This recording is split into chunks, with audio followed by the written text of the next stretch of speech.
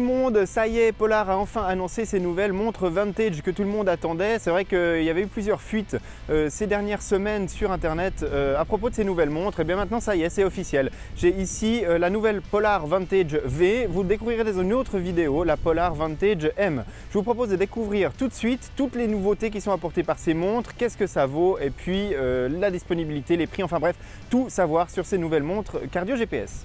Voilà, la Polar Vantage V qui nous intéresse dans cette vidéo est une montre cardio GPS multisport, donc qui est une montre de triathlon qui va permettre d'utiliser beaucoup de profils sportifs. En gros, on reprend à peu près les mêmes profils sportifs qu'on avait sur la V800, mais on les met dans une montre beaucoup plus actuelle. Déjà, on a un écran couleur, on a un écran qui est circulaire maintenant par rapport à l'écran carré de la V800, et puis surtout on a un écran qui est tactile. Alors Polar n'a pas abandonné les boutons qui sont situés autour de l'écran pour piloter la montre pendant qu'on effectue du sport, parce que c'est toujours, à mon avis, c'est une bonne idée, c'est toujours le meilleur moyen d'utiliser une montre pendant qu'on est en train de s'entraîner. Par contre, dans la vie de tous les jours, pour passer les différents widgets, pour aller lire les différents éléments qu'il y a sur la montre, eh bien on dispose également d'un écran tactile. Depuis l'écran de l'heure, depuis l'écran de veille, on va faire défiler les différents cadrans de montre qui vont nous permettre en fait d'avoir les différentes données qui vont s'afficher sur la montre. C'est un format un peu original de faire défiler en quelque sorte des widgets, et on va pouvoir afficher le suivi de l'activité quotidienne, on va pouvoir afficher la fréquence cardiaque en direct sur le cadran de montre, et puis l'historique d'entraînement par exemple, et enfin la charge d'entraînement et les informations de récupération.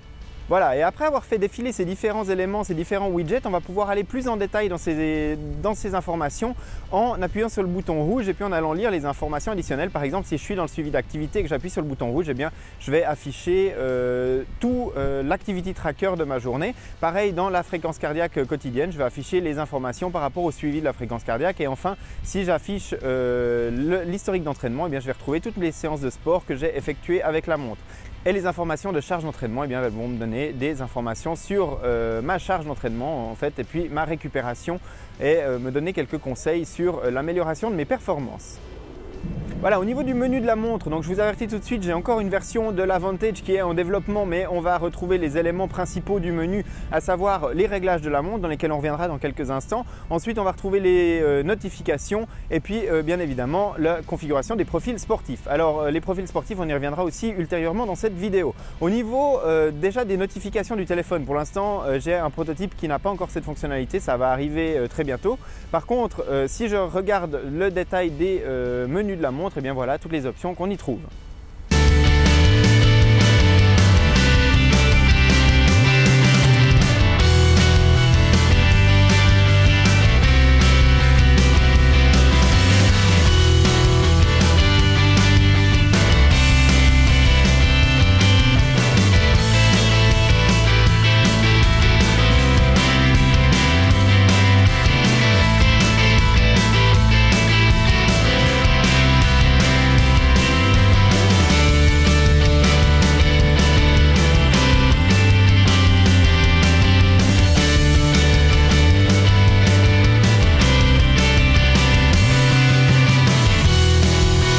Voilà, donc avant de vous parler des profils sportifs en détail, je vais vous parler d'une particularité de cette Polar Vantage V, c'est son cardio optique. Polar a développé un tout nouveau cardio qui utilise, en plus des LED vertes qu'on a l'habitude de voir sur ce type de capteur, eh bien des LED rouges qui vont aider à la lecture du cardio, et puis en plus à placer 4 électrodes électriques, donc qui vont au contact de la peau indiquer de manière précise au capteur s'il est vraiment en contact avec la peau et puis s'il est en train de glisser. D'après Polar, ça donne des informations qui sont à la hauteur au niveau du capteur cardio.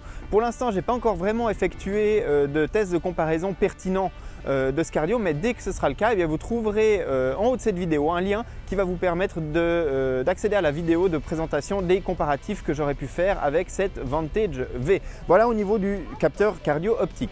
Maintenant au niveau des profils sportifs, donc on en parlait tout à l'heure, on reprend les profils sportifs de Polar Flow et donc ceux qu'on retrouvait sur la V800, et puis on va les mettre dans cette montre Polar Vantage. Voilà, elle a une particularité, c'est qu'en course à pied, elle va mesurer la puissance de course à pied uniquement avec les informations qu'elle peut récolter au poignet. Donc c'est une nouveauté. Avant, pour avoir la puissance de course à pied, il fallait soit la ceinture thoracique de Garmin ou alors il fallait un capteur Stryd sur sa chaussure. Maintenant, Polar propose la puissance en course à pied directement sur la montre. Là aussi, sur le test que je vais réaliser de fond en comble de cette montre, évidemment, on trouvera tous les comparatifs avec les différentes mesures de Garmin et de Stryd. Sinon, au niveau des profils sportifs, donc on les configure dans Polar Flow comme d'habitude. On va pouvoir mettre ces champs de données comme on en a l'habitude et puis on va les afficher en direct pendant qu'on est en train de s'entraîner. Donc on a des écrans qui permettent d'afficher des données personnalisées, donc des données chiffrées, et puis on a des écrans préconfigurés pour afficher par exemple de manière très visuelle la fréquence cardiaque ou la puissance en course à pied.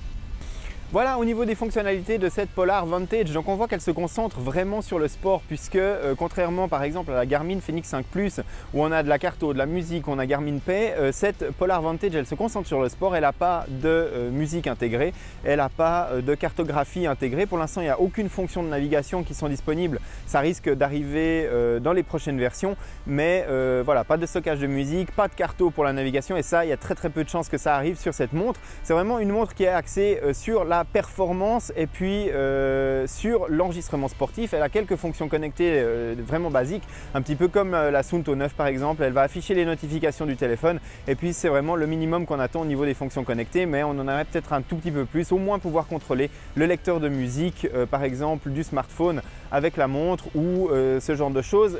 Je vous l'ai dit dans la vidéo, le prototype que j'ai n'est pas la version finale, en tout cas pas au niveau du logiciel qui équipe cette montre, donc il y a de fortes chances que d'ici la disponibilité de la montre, le logiciel ait évolué et qu'on retrouve des fonctionnalités supplémentaires.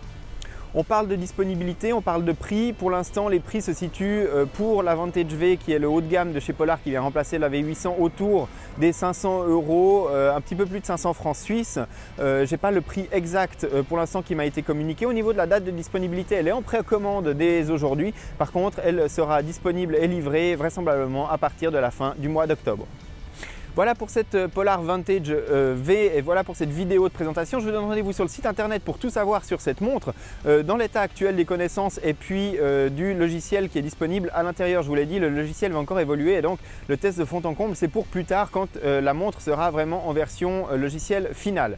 Moi je vous donne rendez-vous très vite pour une vidéo à propos de la Polar Vantage M qui est un peu la petite sœur de cette Polar Vantage V qui vient remplacer par exemple la M430 dans la gamme de Polar et qui s'adresse aux sportifs un petit peu moins exigeants en termes de montre, bien évidemment aussi à un budget moins élevé, mais cette montre elle a des caractéristiques qui sont quand même relativement proches de la Vantage V. Voilà, et puis sur nakan.ch donc vous retrouverez à l'avenir sur les réseaux sociaux toutes les expérimentations que je peux faire avec ces Polar Vantage et puis évidemment vous retrouvez le test de fond en comble quand Polar aura livré un logiciel qui sera définitif. Voilà.